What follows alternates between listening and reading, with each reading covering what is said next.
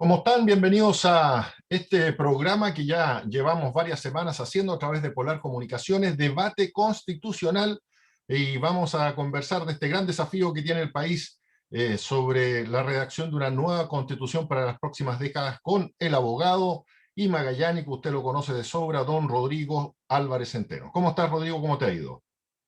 Muy bien, Gonzalo. Aquí, cuando quedan apenas 18 días de esta campaña para las cuatro grandes elecciones que tendrán los magallánicos en el 10 y el 11 de abril, la elección de alcalde, la elección de concejal, la elección de gobernador por primera vez en la historia y probablemente por única vez en la historia, si lo hacemos bien, la elección de convencional constituyente. Así que apenas 18 días y para la elección, si es que finalmente se da la elección, nos quedan apenas 20 o 21 días, porque acuérdense que un proyecto de ley permitió que se votara cualquiera de los 2 días. Esto me lo preguntan mucho, no, cualquiera de los 2 días. Sábado o domingo pueden ir a votar y recibirán sus 4 votos en este importante proceso eleccionario. Eso es muy importante aclararlo, ¿ah? Porque a mí también me han preguntado si se vota un día para ciertos cargos y al otro día para otros cargos. Mucha gente cree que hay que ir 2 días a votar. No, hay que ir solo un día para votar. Ese día le van a entregar 4 cédulas, 4 votos. Ya tenemos los colores, incluso beige por color café, por ejemplo, para el voto convencional constituyente. Acuérdense, van a recibir 4 votos: convencional constituyente, gobernador, alcalde y concejal. 2 de esos votos lo han hecho antes. Alcalde y concejal lo han hecho muchas veces. Por primera vez gobernador regional, por primera vez convencional constituyente. Y es bien importante que a lo más, y se estaba viendo, va a haber horarios preferentes, pero todos podemos ir a votar ambos días, recibiremos nuestros 4 votos y podremos sufragar el día 10 y el día 11 de abril. Más allá que hay alguna discusión sobre si va a poder desarrollarse o no todo el proceso electoral. ¿Y qué te ha parecido justamente esa discusión que tiene que ver básicamente con la situación sanitaria que hay en la zona central del país? ¿Es muy complicado que se corra, por ejemplo, un mes las elecciones? Sí, tiene muchas complicaciones. ¿Por qué? Porque nosotros vivimos un proceso, un año, lo hemos conversado en otras ocasiones, un año único. Vamos a tener 12 elecciones en 8 meses y están todas coordinadas, ¿eh? Todas van generando un nuevo proceso. Por ejemplo, la de gobernador puede generar un mes después la segunda vuelta a las candidaturas a gobernador. Después vienen las primarias presidenciales, después vienen las elecciones de consejero regional, de diputado, de senador, etc. Entonces, por así decirlo, un sistema coordinado. Eso te va provocando problemas. Evidentemente que hay que decir que la primera preocupación de todos es la salud y es cómo enfrentar mejor la pandemia. Y es evidente que, sobre todo en la región metropolitana y en algunas zonas con mayor número de población, la situación es realmente muy fuerte. Hoy día se agregaron nuevas comunas a la cuarentena total y el gobierno tuvo que extremar, por ejemplo, que durante los fines de semana en estas comunas en que hay cuarentena no puede haber permiso, no habrá permiso para salir de tu hogar. Bueno, la situación es muy dura. Pero partiendo de la base que uno tiene que cuidar eso, yo creo que hay que hacer los máximos esfuerzos para evitar esos problemas, los máximos esfuerzos para tomar todas las medidas que el gobierno pueda en las próximas 3 semanas para poder desarrollar el proceso electoral. Yo espero que así se haga, creo que es bueno que se haga, creo que es bueno que recuperemos un poco cierto grado de normalidad institucional. Piensa tú que los alcaldes llevan más de 4 meses en que habían tenido que dejar sus cargos, pero ahí están. Bueno, espero que se pueda hacer el proceso y para eso que el gobierno tome todas las medidas en estas 3 semanas y por supuesto tome todas las medidas los 2 días de la elección. Bueno, si finalmente no se puede, supongamos que estamos en la última semana antes de la elección y ahí sabemos que estamos con una situación de debacle, bueno, ahí se puede postergar, pero sin perjuicio de ello, yo al menos creo que debería discutirse en ese momento si aquellas regiones que no están en problemas pueden igual votar. Y al menos 3 de nuestras elecciones son totalmente distintas al resto del país. La de gobernador, la de alcalde, la de concejal en Magallanes, perfectamente podrían hacerse y no producirían ningún efecto en el resto del país. Quizás la que voy yo puede tener algún efecto. No lo veo tan grave tampoco, pero puede tener algún efecto. Entonces, mi tesis es, hagamos lo imposible por poder hacer la elección, preparemos todos los elementos para el día de la elección y si no se puede, al final suspendamos o cambiemos, prorroguemos la última semana antes del fenómeno electoral y en una de esas también debatamos si no es posible que algunas regiones que no están viviendo ni las cifras, ni remotamente las cifras que hoy día tiene la región metropolitana, sí pueden desarrollar este proceso porque al menos va dando mayor tranquilidad al proceso institucional. Yo he vivido en otros países, viví recuerdo 2 elecciones que viví en España que eran en distintas fechas, según la región, según la provincia. Lo mismo me pasó en Estados Unidos. Entonces, podemos también estudiar a última hora si es que es necesario suspender la elección en la región metropolitana, que espero que no sea necesario, pero si fuera necesario, uno al menos podría debatir si podemos igual hacerlas en otras regiones del país. ¿Y se necesita un cambio en la ley electoral para que se pueda dar Sí, elecciones diferidas? sí, absoluto. O sea, se necesitan cambios, probablemente uno de los cambios es constitucional de todas maneras, y otros también es en ley electoral. Pero el Congreso, cuando ha tenido que, en varias ocasiones ha tenido que despachar leyes muy rápidas. Yo me acuerdo, una de las leyes más rápidas que tuve que despachar en mi vida fue por allá, tú recordarás, el año 2001, hace 20 años, pasa el tiempo, pero hace 20 años, cuando un partido completo, que era la Democracia Cristiana, se había equivocado en la inscripción. Y hace 20 años podían haber ocurrido que ningún candidato de ese partido pudiera ir a las elecciones del Congreso. El Congreso Nacional rápidamente cambió la elección para ellos o para cualquier otro, en realidad cualquier persona que hubiera tenido esa situación, para poder permitir. Y acaba de ocurrir con un par de candidatos a alcalde. Entonces, llegado el momento, habrá que legislar muy rápido, pero se puede hacer. Perfecto, Rodrigo, sé que estás en plena campaña, recorriendo la región. Cuéntanos cómo te ha ido. Supe que estuviste en Tierra del Fuego. ¿Qué te dice la gente? ¿Qué te pide la gente en relación a los cambios de la Constitución? Bueno, sí, hemos hecho una campaña muy activa, hemos estado ya en 9 de las 10 comunas, estamos intentando llegar a la 10ª, que es Puerto Williams, Cabo Hornos. Es difícil para respetar las actuales situaciones, las actuales condiciones, pero estuve ayer en la comuna de Timauquel y también antes de ayer he estado un ratito en Primavera, revisé, conociendo a algunas personas, o conversando con algunas personas, haciendo una estancia a estancia en vez de un casa a casa, para poder conversar con algunas personas y conocer sus problemas y sus visiones. A ver, yo te reitero que hay dos temas que surgen casi por obligación. Uno es el tema de descentralización, otro es el tema de ciertos derechos sociales. Pero ayer, aprovechando Timauquel, aparecían también temas de, por supuesto, el desarrollo futuro de toda esa zona, la conectividad, la inversión pública en las regiones, la definición de, de, del gasto. Me tocó estar no, el que por supuesto es un camino que yo vengo haciendo desde que comenzó su construcción, que es el camino Vicuña Yendegaya. Solamente estuve en la primera parte, cerca de Pampahuanaco, pero ahí hay un ejemplo de todo el esfuerzo que hay que hacer para desarrollar nuestras regiones y también para superar ese centralismo, porque, como lo contamos en otras ocasiones, no solo es el centralismo Santiago versus regiones, también es el centralismo Punta Arenas versus el resto de las 9 comunas de la región, que hay que superar y que hay que lograr tener recursos. Así que los temas tienden a repetirse los dos primeros, ciertos derechos por una parte, descentralización por otra, y surgen en ocasiones temas más atingentes a los grupos humanos con los que me reúno o a los lugares geográficos donde estoy. Rodrigo, vamos a conversar sobre participación ciudadana, pero antes me gustaría, y que está totalmente relacionado, preguntarte un poco sobre un derecho del que se conversa muy poco. Yo no he escuchado prácticamente ningún debate ni ningún análisis que tiene que ver con el derecho a la expresión. Este es un derecho a la libertad de expresión. Este es un derecho que está en la Constitución, debe estarlo, debe modificarse, debe fortalecerse. ¿Cuál es tu impresión? En otras ocasiones te he hecho referencia a que hay ciertos temas que van quedando un poco olvidados, quizás porque son menos atractivos o quizás porque se dan por hecho. ¿Eh? Espero que sean esos dos casos y no porque alguien quiera evitarlo. Lo hemos hablado en derecho de propiedad y en otras materias. En este caso estás hablando de una de las instituciones jurídicas más importantes para una convivencia democrática, pero al mismo tiempo para la libertad de los individuos, y es el derecho a la libertad de expresión.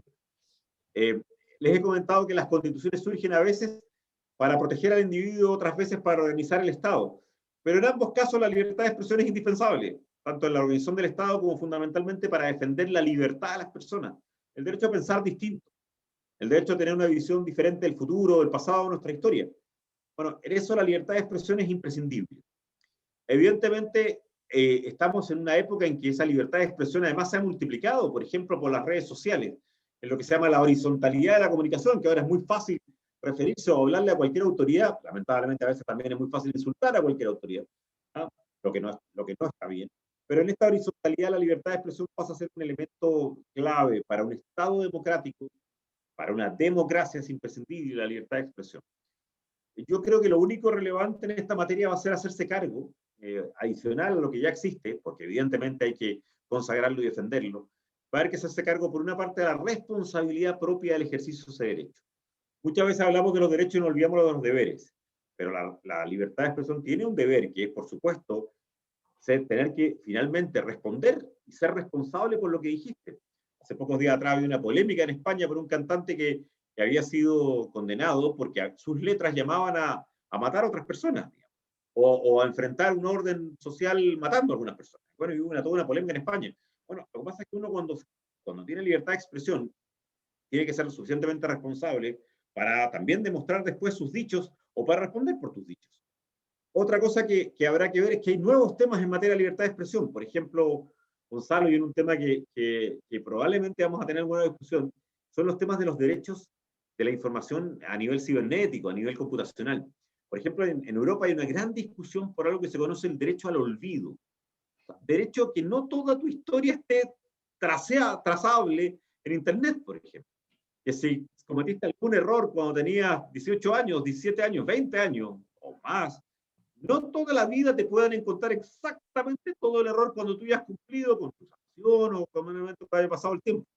Así que en materia de libertad de expresión, por supuesto, es la columna central de la libertad política, sin duda alguna, y tiene algunos elementos que deberemos hacernos cargo, como son la necesaria responsabilidad cuando uno dice algo, más aún en esta época de redes sociales. Yo, por ejemplo, esta campaña he descubierto el nivel de odio y de ataque y violencia que hay en redes sociales. Y uno dice, bueno, está bien, yo tengo que poder tener que aceptarlo, pero hay límites también. Y hay límites también porque yo al menos siempre he pensado que mis adversarios pueden estar equivocados, pero no parto insultándolos o no parto considerando que todo lo que pueden hacer es un cántico al oprobio público. No. Bueno, junto a esa libertad de expresión y cuando se hacen denuncias, habrá que también reforzar el deber de responder por tus dichos y al mismo tiempo algunas nuevas creaciones en materia de libertad de expresión que son bien interesantes, como esta que te decía del derecho al olvido. Claro que sí, cuando hay un derecho también hay un deber.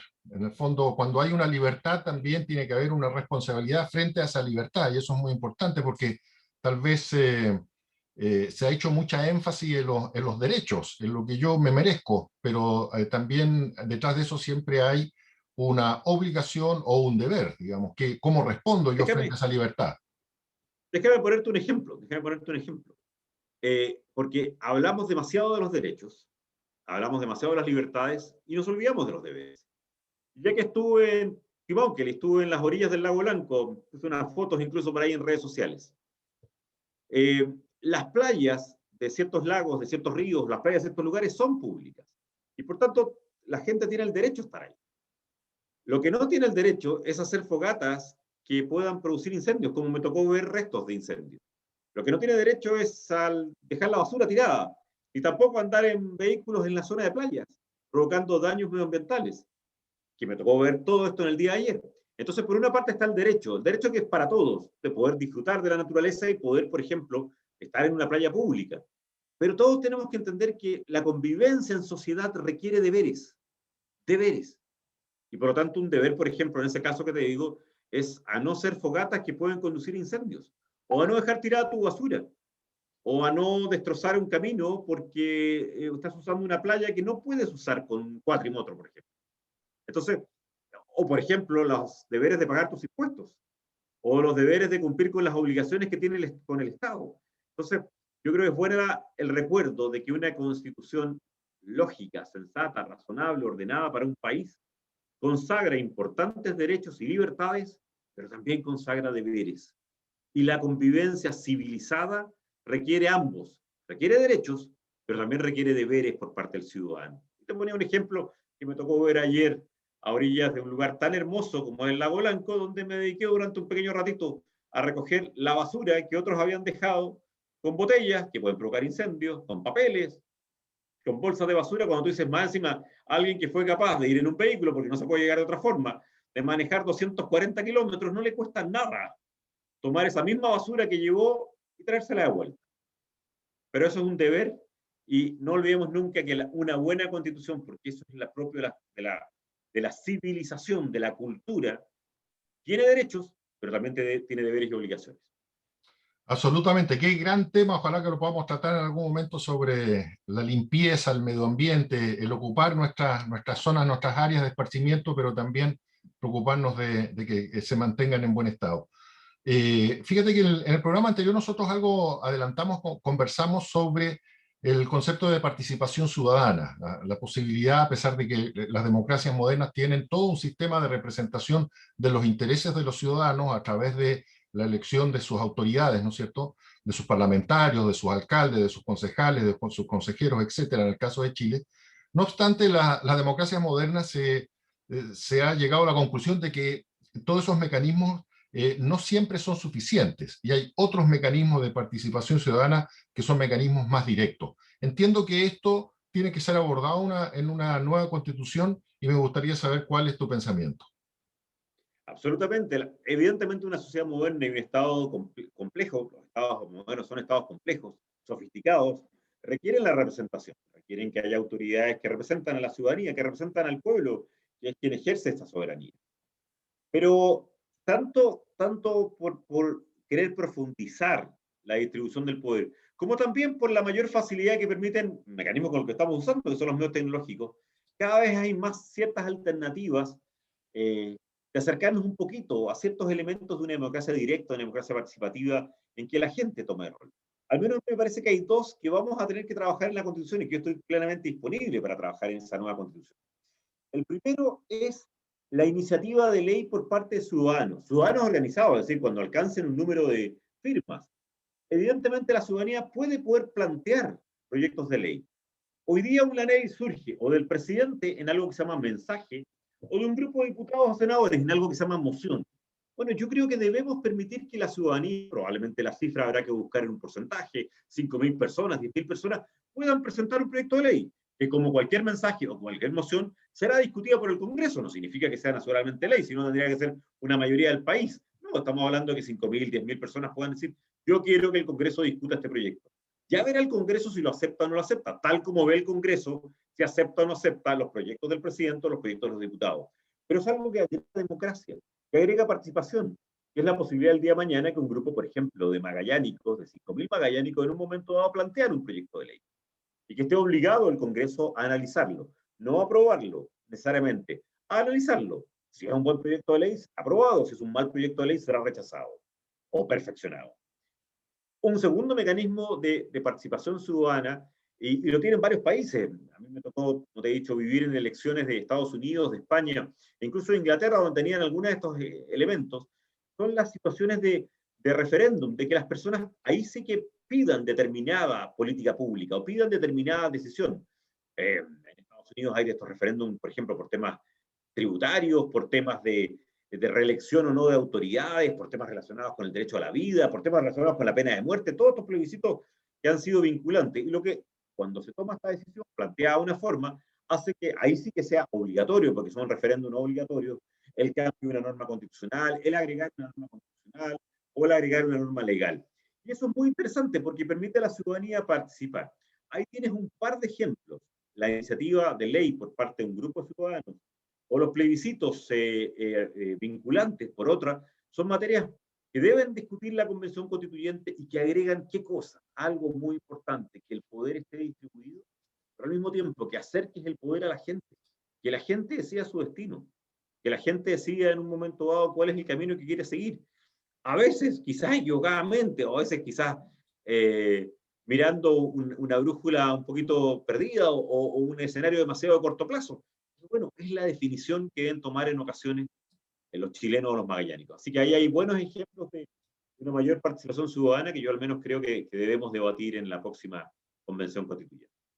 Rodrigo, ¿y en qué medida una mayor participación ciudadana a través de estos mecanismos que tú has explicado puede chocar o puede entorpecer la labor, por ejemplo, de los parlamentarios, de los concejales, de los consejeros, que en definitiva también tienen dentro de sus obligaciones y funciones la de expresar, ¿no es cierto?, las inquietudes de sus representados? No deben chocar porque son mecanismos o adicionales o mecanismos excepcionales. O sea, por lo tanto, todos los países parten de la base de que el proceso de formación de ley corresponde al Congreso. Eso es lo democrático. A la Cámara de Diputados, al Senado y al presidente de la República como colegislador. Parten de la base que la inmensa mayoría de las decisiones a nivel comunal las toma el Consejo Municipal y las regionales las toma el CORE. Acá lo que tú estás agregando mecanismos. O sea, así como el Congreso debe revisar un proyecto de ley presentado por el presidente o un proyecto de ley presentado por 10 diputados, lo único que estamos agregando es que también deba revisar un proyecto de ley presentado por un número importante de ciudadanos. Por lo tanto, no le estás afectando sus atribuciones. Simplemente está diciendo, adicionalmente, también estudie este tema. Y con respecto a los plebiscitos obligatorios, habitualmente lo que estamos hablando son de materias mayores. ¿Verdad? Por eso digo, tiene un carácter excepcional. Son, por ejemplo, saben que los ciudadanos queremos que se decida si las autoridades pueden ser reelegidas o no. O estamos pensando si en un momento dado la ciudadanía quiere o no tener una ley de excepción. O, por ejemplo, como me tocó ver y ser testigo en zonas con muchos recursos naturales, si determinados recursos naturales quieres que sean explotados o no. Si te fijas, son situaciones bastante, muy fundamentales y bastante excepcionales. Entonces no afecta a las atribuciones, sino que complementa, adiciona las atribuciones de los congresistas, de los parlamentarios, o de los concejales, o de los cores, o te dice que el poder, por así decirlo, vuelva al pueblo para tomar una decisión tan excepcional como puede ser, imagínate tú, la limitación del número de veces que una autoridad puede ser elegida, o recuerdo un caso en el norte de Estados Unidos, si podía o no podía abrirse una determinada zona a una específica explotación, no recuerdo si era de petróleo o de gas. Entonces son mecanismos trascendentes, pero no afectan el corazón de una democracia, que es la existencia de una separación de poderes donde el Congreso tiene un rol gigantesco. Muy bien, Rodrigo, hemos llegado al final de nuestro programa. Perdón, no me estoy despidiendo, vamos a ir al segundo bloque del programa. Tenemos todavía una invitada a quien vamos a conversar, discúlpenme. Así que nos Estábamos vamos a... apurados, pero sí tenemos Sí, una gran invitada. Así que una gran estábamos... invitada, vamos a conversar con ella. Así que nos separamos unos segundos y enseguida volvemos aquí a Debate Constitucional. Espérenos.